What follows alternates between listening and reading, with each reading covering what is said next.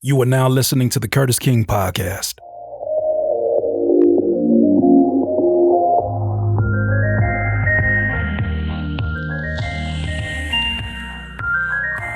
What's going on with you, and welcome to the Curtis King Podcast. I am your host, Curtis King. If this is your first time listening and or watching, first of all, thank you. And second of all, this is a podcast specifically for music creators, creatives in general, and thinkers alike. This podcast is, of course, sponsored and powered by the good folks of DistroKid, which you'll learn a little bit more about them towards the halfway point. The topic that we have today is a bit of an audible thanks to the good folks over at Splice. They asked their audience, what advice would you have given your younger self? I feel like I answer this question in the form of a YouTube video almost every 3 to 5 years. I got a few videos dealing with this, and every single time that I answer it, it's from a place of a little bit more clarity and awareness of where I'm currently at in life, in my career. And the advice I give, I feel like gets better every time I approach it because I've learned just a little bit something else, right? With that said, I answered this question with the quote retweet, and I want to break down the different sections of this that I feel like are relevant to you, because I feel like it can really help those of you that are younger in my audience, those of you that are around my age or even older. The first piece of advice I would have for the younger Curtis King: relax, little buddy. Success is on the way. Secondly, trust in your ideas more, Kurt. Thirdly, stop listening to people that have never been where you want to go, Kurt. The next one, eat less Taco Bell. You Taco Bell eating head. Invest in a quality music desk, Mr. King. Lastly, respect the gangster of sleep, Dirty Curdy, as you still look at these bags under your eyes on this camera.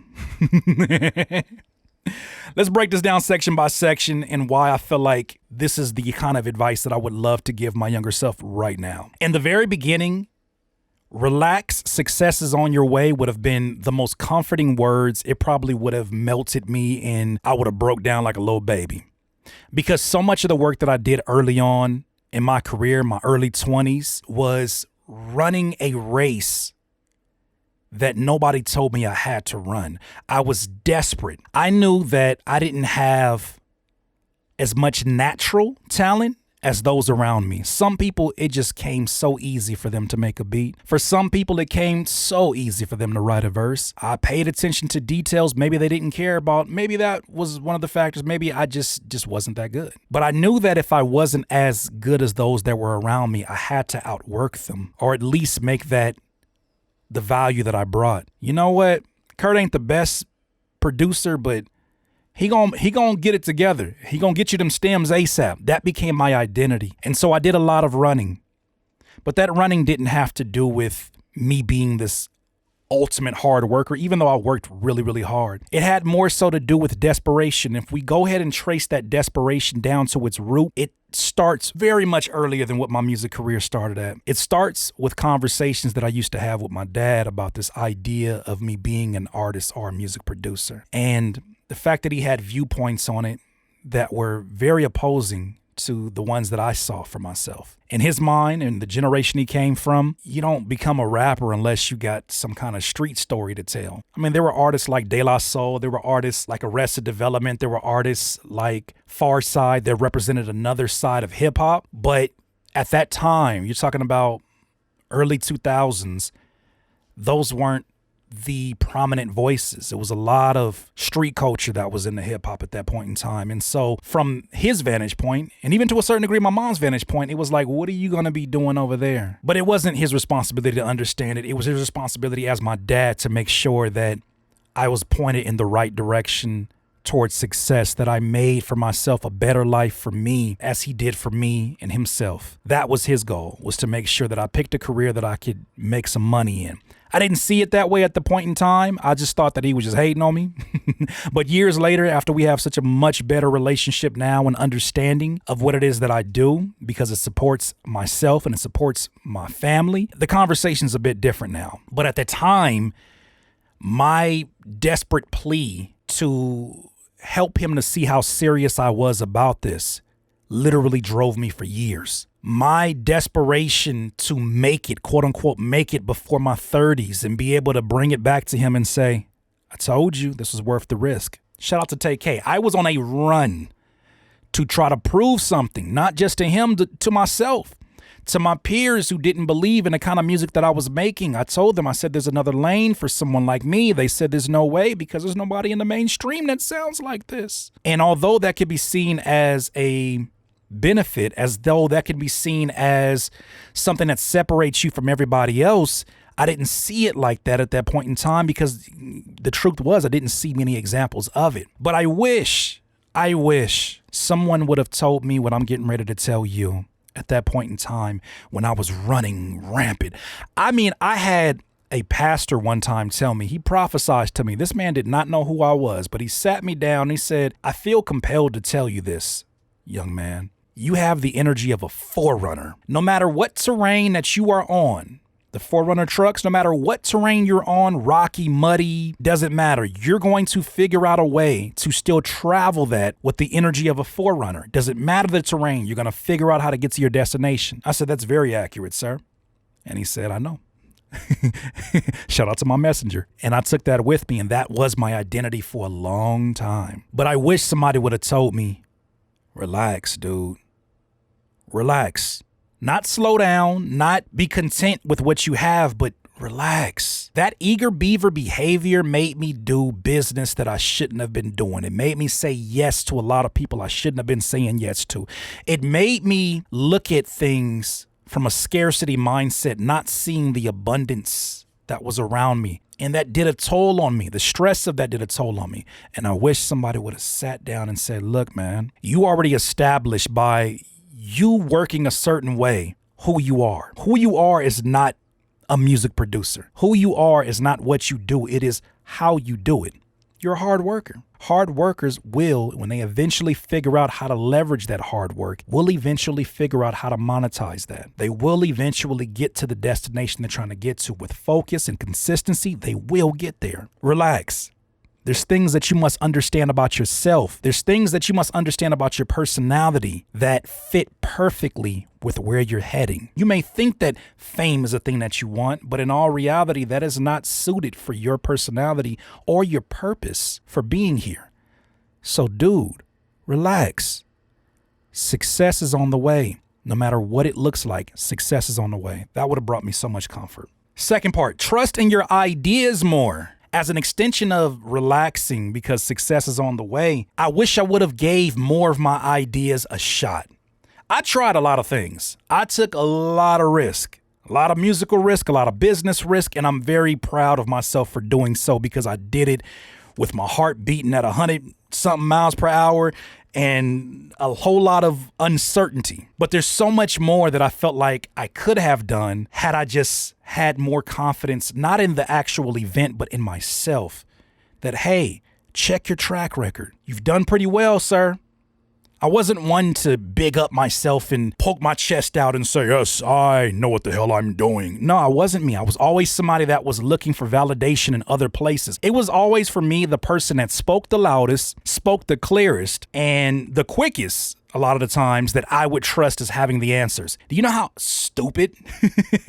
And I'm trying to be very nice to the younger Curtis because he didn't know no better. He was trying his best. But do you know how unwise that is to listen to the first person that sounds like they know what the hell they're talking about? These are the cons of desperation. I wish I would have listened to myself when I had these ideas of, I used to tell my friend, man, I just want to make like these little short videos. Like, why do we have to only make music videos? Why can't I just make these short videos and like just get my message across? I didn't listen. Then came along social media. But I wish I would have taken advantage of those ideas that I share with people who at the time said, that's a good idea, but I don't know how the hell you're going to do it. That was enough for me to be discouraged to do it. And I wish I would have listened. Man, I wish I'd have listened to my ideas. I want to take a commercial break and talk to our good friends over at DistroKid. But when we come back, we're going to talk about the next part of this, which is why you should stop listening to people that have never been where you want to go.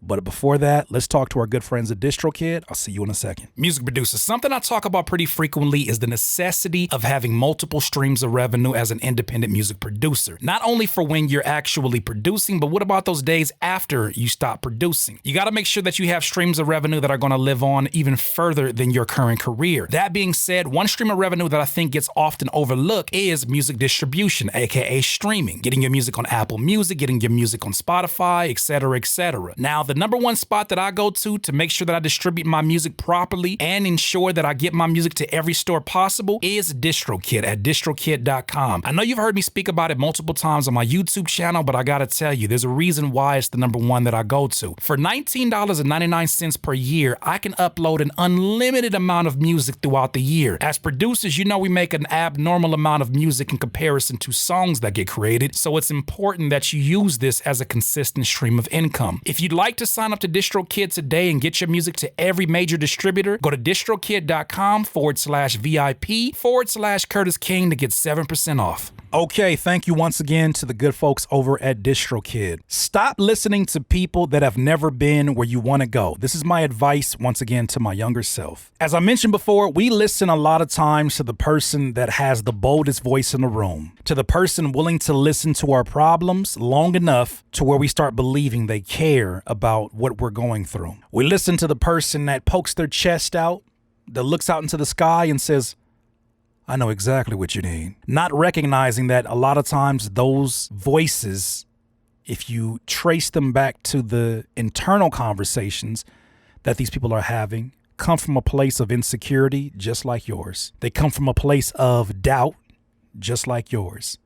Nobody can predict what's going to work and what's not going to work. The only person that will know will be you on the other side of doing it. So start getting it done.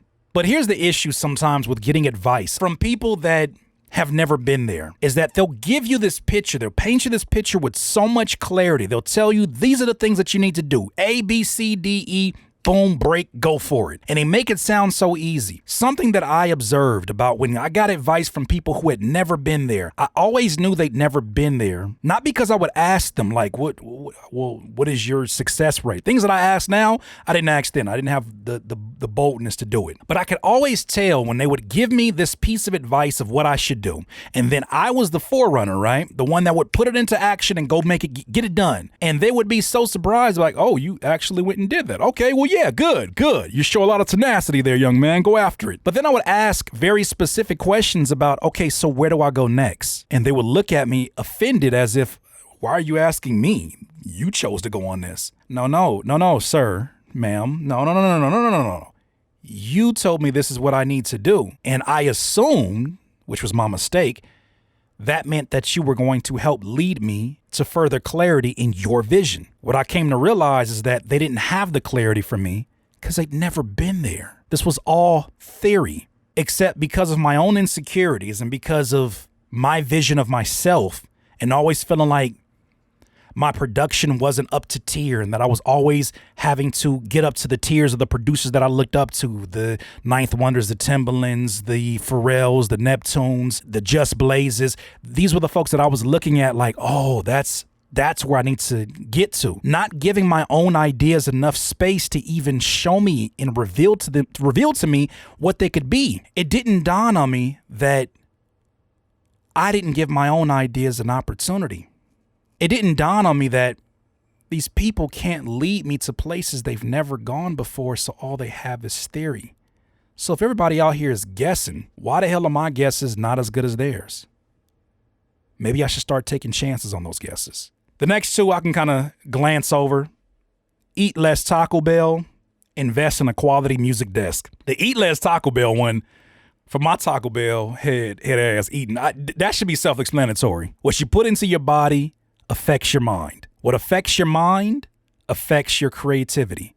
What affects your creativity affects your music. You better put things in your body that nourish it. Shout out to the movie Idiocracy. If you have a plant right now that you want to grow and flourish and be its best self, what if you chose to feed it, instead of water, you chose to feed it Mountain Dew? What's going to happen to that plant? What if instead of dirt and soil, you chose to put Cocoa Krispies?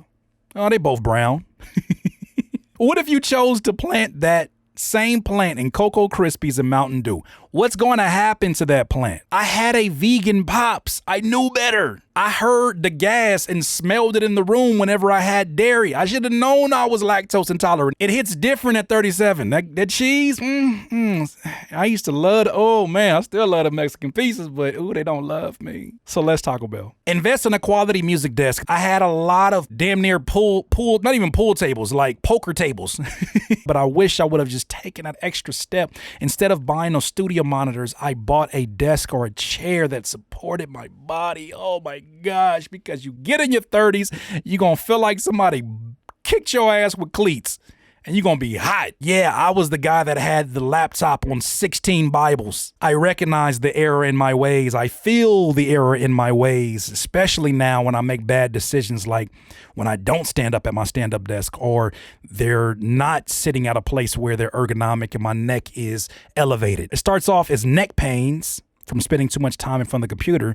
Then it transitions to a headache, and then that headache transitions to, okay, well, I need more hydration and more rest, so I cannot work. So that means more days where I'm not working and days that I am not going to make some extra money that supports my family. The very thing that I do to support my family, I cannot do because I'm doing it in a way that does not make sense for my body long term. Take care of yourself, my friend. If you believe that you're going to get to this goal, show it by making long-term investments in what you believe that you're going to be. If you know that you're going to be around for it, or you assume that you're going to be around for it, don't you want to enjoy this in your best state? Show that faith that you have in the future by showing faith in yourself, man. Last but not least, I deliver this with a little bit of a smirk. Respect the gangster of sleep. This is the one that I have been challenged with the most in my career. I don't lose sleep because I think it's the cool thing to do. So many of the things that we're experiencing now are off the shoulders of you not sleeping some nights, but you didn't have to do it like that. You needed to plan wiser, man. I have been the hardest working, lazy human being that I have ever met. I thought that if I applied brute force, that could rival preparation, proper preparation. I was unwise in that decision. I pay the consequences of that decision. I have visual representation of that decision in my eye bags.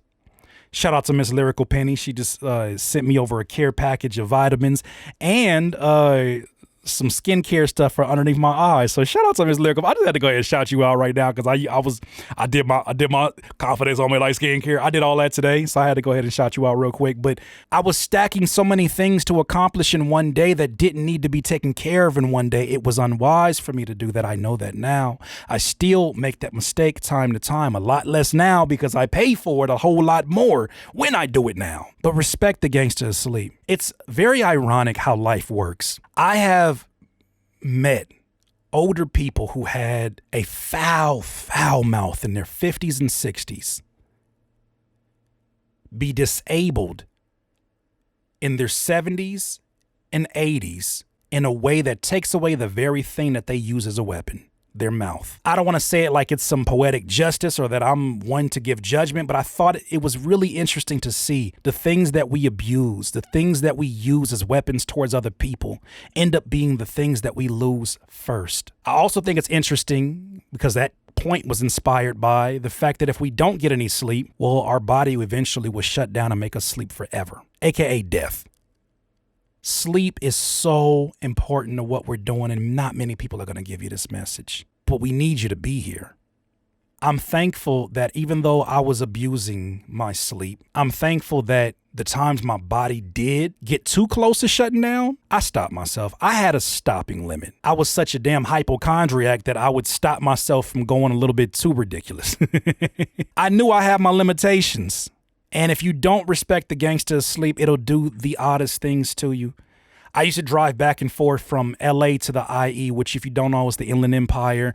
It's where I've lived the majority of my life now. I used to travel back and forth from LA doing like studio sessions. And this is around 2010, I'd say. I'll be knocking back a bunch of energy drinks. One particular night, I was really, really tired. And I think I was running off of probably 2 or 3 hours of sleep. I was listening to music that was way too relaxing for 2 or 3 in the morning going home. But I remember driving home. I had a bunch of energy drinks in me, but they were all starting to kind of wean off. A few times I kept falling asleep, like just waking back up like, oh my God, thank you, God, for not allowing me to crash, because this could have been really bad. This particular night, I'm driving back home and sleep is just calling for me.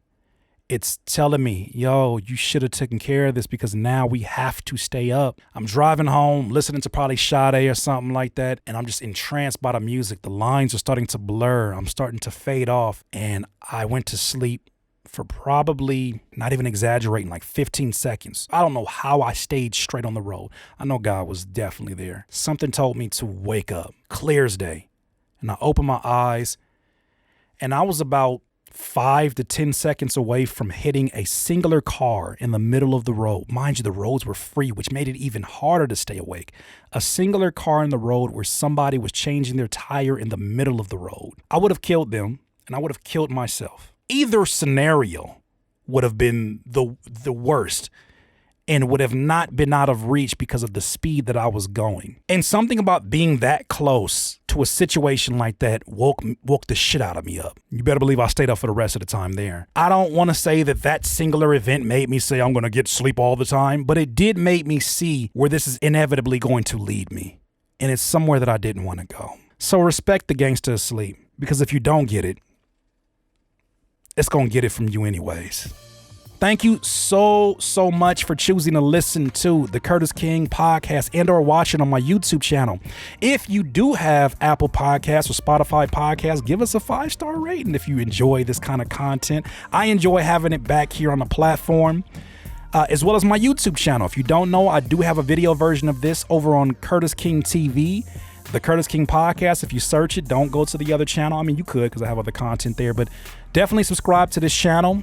For those of you that are part of the Patreon, here go your shout outs. Hey, shout out to my patrons, my DIYers though. Shout out to DistroKid once again for powering this podcast. And like I always say, in this life, you will not be full of life until you decide to live life to its absolute fullest. Once again, it's Curtis King of the Curtis King podcast.